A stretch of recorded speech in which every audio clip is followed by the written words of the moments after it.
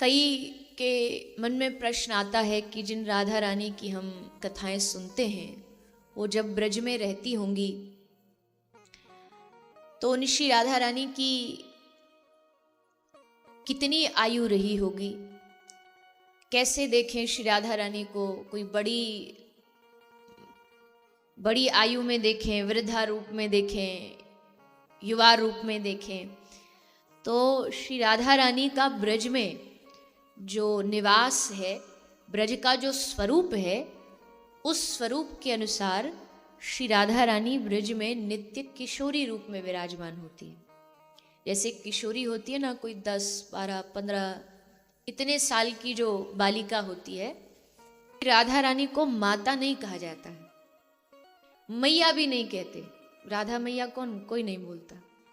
जैसे माता रानी, फलानी माता, ये राधा रानी ब्रज में कोई भी माता नहीं कहेगा, मैया नहीं कहेगा, क्या बोलेंगे? किशोरी राधा रानी। तो किशोरी रूप में श्री राधा रानी ब्रज में विराजित रहती है। आयु भी उनकी उतनी होती है, उससे ज्यादा बढ़ती नहीं। उससे ज्यादा लीला में ना भगवान कृष्ण की आयु बढ़ती है, ना राधा रानी की, ना उनकी सखियों की। सब इसी आयु के रहते हैं, निर्दोष, एकदम पवित्र, हृदय में वही सहजता, सरलता, वो श्री राधा रानी के हृदय में रहता है। तो बड़ी कृपा से कन्हैया के गुणगान तो हम गाते ही हैं, सारा जीवन उन्हीं के गुणगान गाते गाते निकल गया। कृष्ण के गुणगान में भी श्री राधा रानी कई गुणगान है, अलग नहीं है, पर कभी कभी ऐसा अवसर मिलता है, सुनने वाले हों, समझने वाले हों, तो श्री राधा रानी के लीलाओं का गुणगान करें, उनकी महिमा गाएं। और एक बड़ा प्यारा सा श्री राधा रानी की कृपा का दृष्टांत है, पिछले साल मैंने सुनाया था, जो आए थे उनको अगर याद हो तो, कि जो श्री राधा रानी है वो हमारे लिए कृष्ण से भी झगड़ा कर लेती हैं। यानी कि हमारी पक्षधर कोई है कृष्ण के सामने। देखो, हर एक व्यक्ति के जीवन में ना एक पक्षधर जरूर होना चाहिए। पक्षधर माने मेरे साथ कुछ गलत हो तो ये लठिया लेके खड़ा हो जाए कि इस पे आने से पहले मैं खड़ा हूं, इस तक तुम पहुंचो, उससे पहले तुमको, कहते ना, हमारी लाश से गुजरना पड़ेगा, हमारे ऊपर से गुजरना पड़ेगा, तब वहां तक पहुंचोगे। ऐसे नहीं, एक पक्षधर होना चाहिए। और वो पक्षधर भी ऐसा हो कि तुम लाख गुनाह कर लो, तुम लाख गलतियां कर लो, पर वो ये कहे कि नहीं, ये बड़ा अच्छा आदमी है। ऐसा नहीं कि गलतियां नहीं होती किसी में, कमियां सब में होती, सब में, सब माने सब। लेकिन वो पक्षधर जो हो हमारे जीवन का, वो ऐसा हो जो गलती होते हुए भी, गलती जानते हुए भी पक्ष हमारा ही ले। जैसे किसी मैया का बालक लड़ाई पड़ोसन की मैया के बालक से, तो पता है उसको गलती मेरे छोरा की है, इसलिए पिट के आए, पर वहां जाके लड़ेगी जरूर। क्यों मारा? जबकि उसे पता यही उधम मचा रहा होगा, पर पक्षधर है। तो वो पक्षधर जीवन में होना चाहिए। अंग्रेजी में कहा तो एक सपोर्टर होना चाहिए, जो आपको हर स्थिति में सपोर्ट करे। तो हमारी पक्षधर कौन है? हम समझते हैं हमारा पक्षधर फलाना आदमी है, ये आदमी है, रिश्तेदार है, ये परिवार वाला है, पर असल में हमारी कोई पक्षधर है तो वो श्री राधा रानी है। जैसे अब हम कथा श्रवण कर रहे हैं ना, तो कथा में ठाकुर जी कहेंगे, अच्छा चलो, बड़ा अच्छा कथा सुन रहे हो, वाह वाह, लाओ इनका थोड़ा वो फाइल वाइल लाओ, थोड़ा देखते हैं, चेक करते हैं कितने नंबर मिलते, देखते हैं, तो खाता मंगवा लेंगे।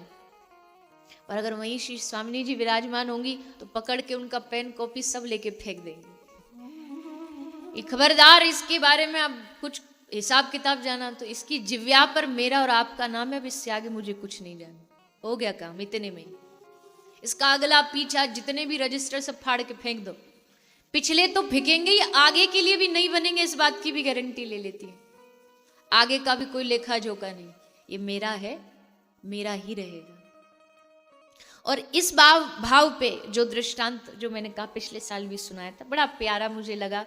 ब्रज के एक महापुरुष उनके मुख से मैंने सुना था कि एक बार, एक कलयुग की बात है, बोले एक समय नंदगांव में भीड़ बहुत बढ़ने लगी, नंद बाबा के महल में ज्यादा लोग आने लगे, इतनी भीड़ बढ़ने लगी कि ठाकुर जी ने सोची अरे भीड़ तो वृंदावन में और यहीं बहुत है, अब तो नंदगांव में भीड़ आने लगी। तो श्री ठाकुर जी ने एक बाहर अपने महल के बाहर एक नोटिस बोर्ड लगवा दिया। नोटिस बोर्ड लग जाता है कि भैया हाउसफुल भीतर मत आना, वैसे ठाकुर जी ने बोर्ड लगवा दिया। और उस बोर्ड पर क्या लिख दिया, उस बोर्ड पर एक चौपाई लिखी गोस्वामी जी की, निर्मल मन जन सो मोहि भावा, मोहि कपट छल छिद्र न भावा।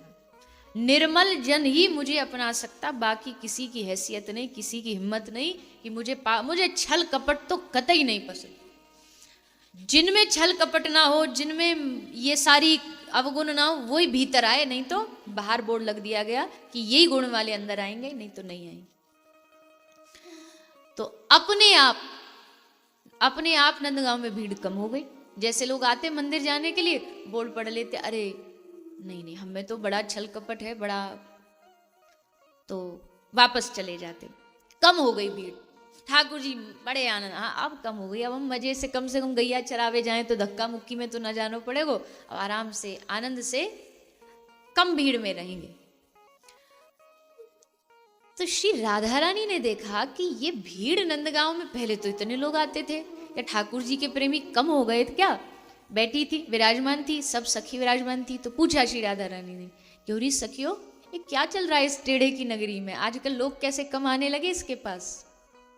तो ललिता जी बोली कि हे स्वामिनी जी, बड़े पता नहीं क्या नई दिमाग में कौन सा भाव लेकर के आए, बाहर नंद भवन के बाहर एक बोर्ड लगा दिया कि निर्मल मन जन सो मोहि पावा, मोहि कपट छल छिद्र न भावा।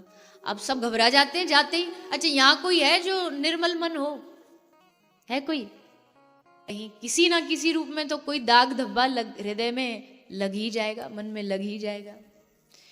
तो श्री राधा रानी ने कहा, जैसे ठाकुर जी ने कहा कि मुझे छल कपट वाला प्रिय नहीं, तो श्री राधा रानी बोली अच्छा ऐसी बात है तो ठीक है, आज से हम भी उस भवन में नहीं जाएंगे, हम भी नंद भवन में कदम नहीं रखेंगी। अगर उनको ऐसा ही ये भेदभाव करना है कि निर्मल जन ही मुझे पाएंगे बाकी नहीं, अरे उनके स्वभाव से ही तो हमको प्रेम हुआ था कि वो कृपालु हैं, स्वभाव ही बदल देंगे तो फिर काहे का प्रेम, जाओ बोल दो हम भी नहीं आएंगे।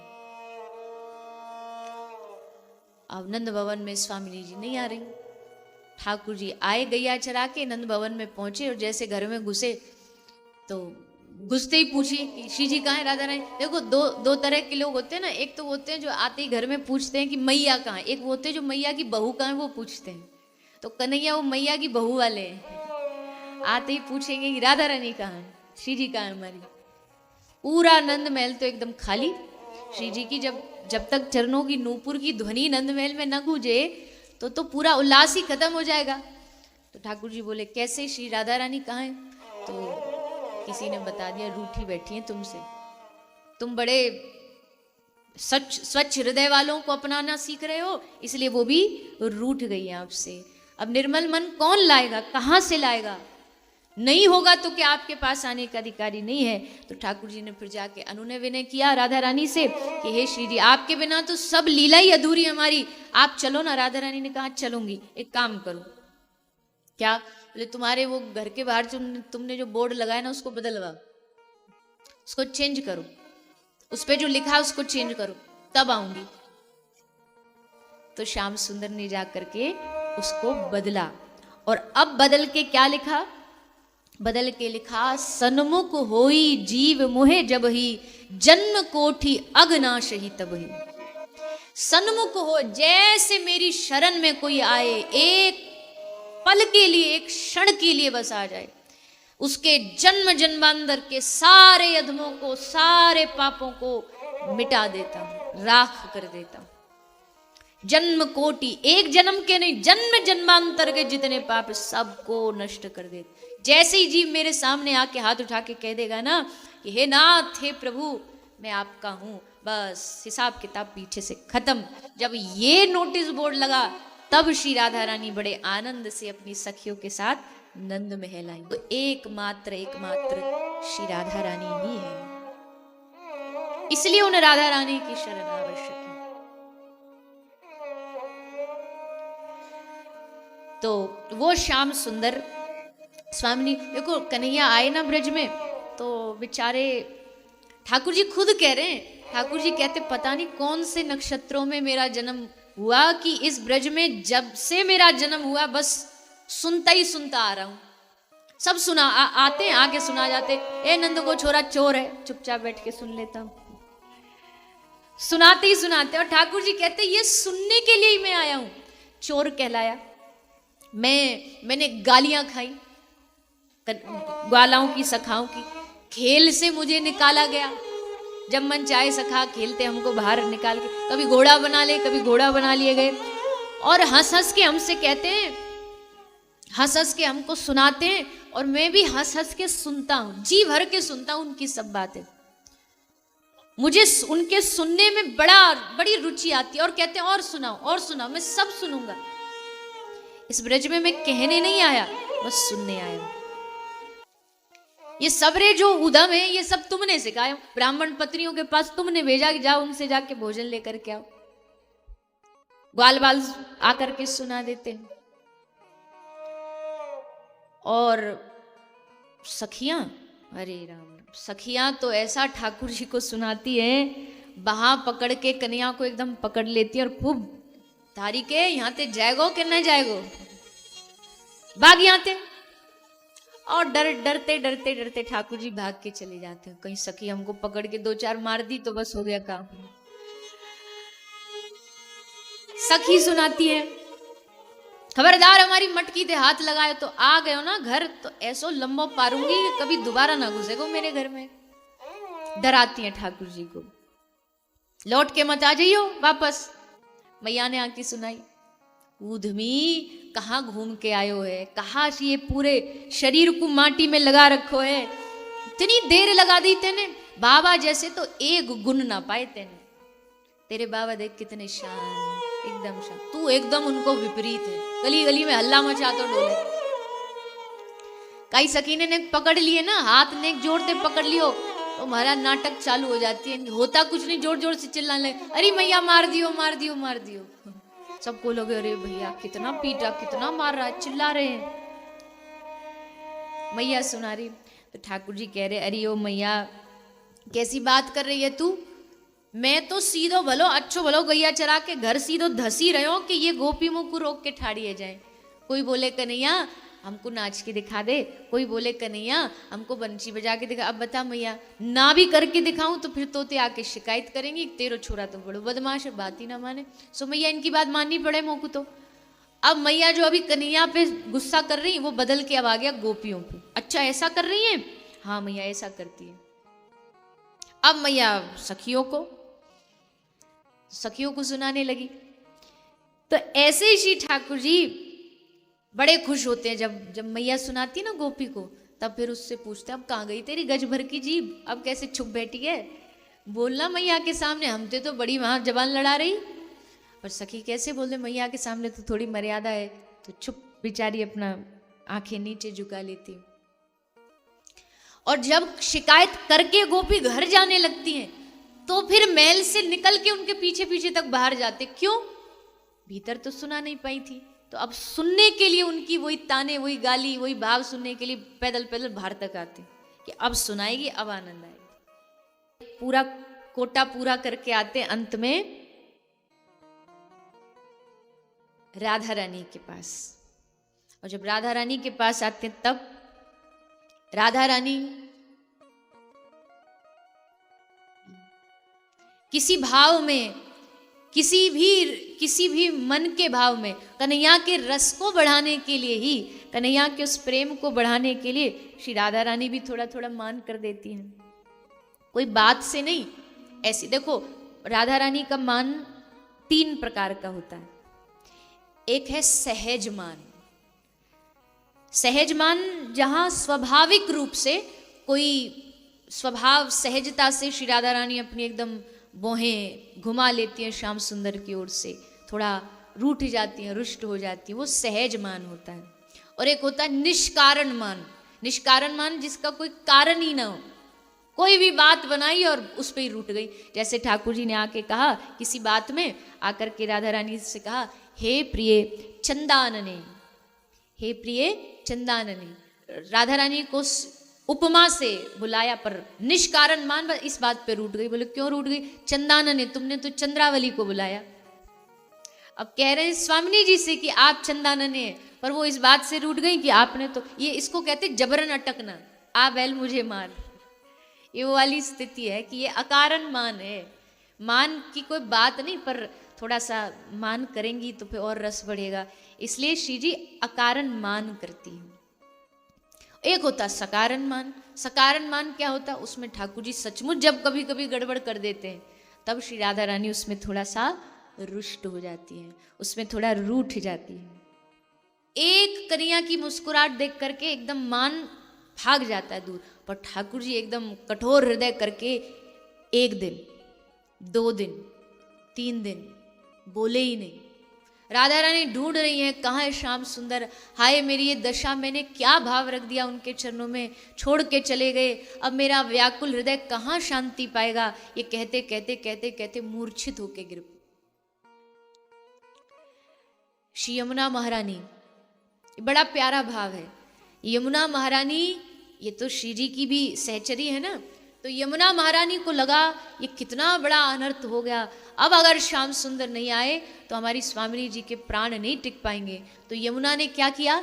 यमुना महारानी स्वयं श्याम रूप बना के, श्याम सुंदर का रूप बना के स्वामिनी जी के सामने आ गई, श्याम सुंदर के सामने, और हाथ सर पर फेरते हुए, जो मूर्छा अवस्था में श्री जी पड़ी थी, तो सर पर हाथ फेरते हुए यमुना महारानी प्रकट हुई और कहा, हे प्रियाजू अपने नेत्र खोलो। तो ना आंखें खोली तो देखा श्याम सुंदर खड़े सामने, प्रसन्न हो गई, आहा श्याम सुंदर आ गए। यमुना जी से सहन नहीं हुआ ना, हमारी स्वामिनी जी ऐसे कैसे। अब श्याम सुंदर यमुना जी बन करके आ गई।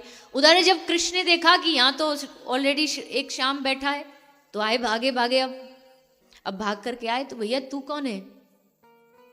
तो कोने में श्री यमुना जी लेकर के गई और जाकर के कहा कि हे श्याम सुंदर, मैं हूं यमुना, अपनी स्वामिनी जी के हृदय को रोकने के लिए मैंने ये स्वरूप धारण कर लिया।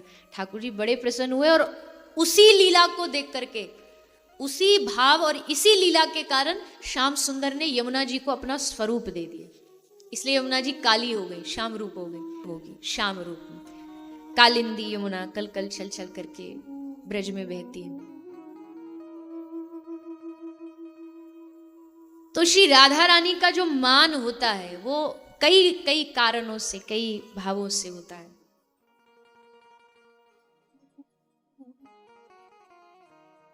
एक दिन कहीं जाने का लीला बनी कि झूलन के लिए जाना है। श्याम सुंदर ने सब तैयारी कर ली कि जाएंगे, सखियां भी सब तैयारी हो गई।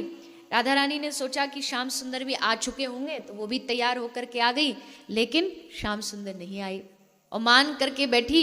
उधर श्याम सुंदर किसी कार्य में अटक गए, तो थोड़ी देर हो गई। जब उस कार्य से मुक्त हुए तो भागे भागे आए, पता था कि अब स्वामिनी जी एकदम रूठ गई होंगी, तो दौड़ के भाग करके आए, दरवाजे पर बाहर खड़े हुए। तो भीतर राधा रानी अपनी सखियों को कह रही है कि भ्रकुटी चढ़ा के, खबरदार इनको भीतर मत आने देना, ये अंदर नहीं आने चाहिए। सखियों तुम्हारी जिम्मेदारी है बाहर खड़े होकर के श्याम सुंदर को रोकने की, भीतर नहीं। तो सखी बाहर खड़ी हो गई। अब मान कैसा होता वो देखिए, एक तरफ कह रही है सखी भीतर नहीं आने चाहिए, ये कुछ भी हो जाए। सखियों ने रोक के खड़ा कर लिया। अब श्याम सुंदर नहीं आ रहे नहीं आ रहे नहीं आ रहे, ये सोचते सोचते सोचते एकदम मूर्छित हो गई। और जैसे मूर्छित हुई, फिर मन में आया कि हाय ये सखियां श्याम सुंदर को भीतर क्यों नहीं आने दे रही। भूल गई कि मैंने ही आज्ञा दी है, मैंने ही बोला है कि इनको भीतर नहीं आने देना। अब कह रही है कि ये श्याम सुंदर को, ये सखी बड़ी निष्ठुर है। अरे सखियों तुम्हारा हृदय तो पत्थर के समान है, पाषाण पिघल जाए पर तुम नहीं पिघलती। बताओ श्याम सुंदर को तुमने रोक रखा, भेजो उनको भीतर भेजो। एक क्षण में मान और एक क्षण में उस मान को भूल करके एकदम कब मिलन हो ये भाव मन में जाग जाता।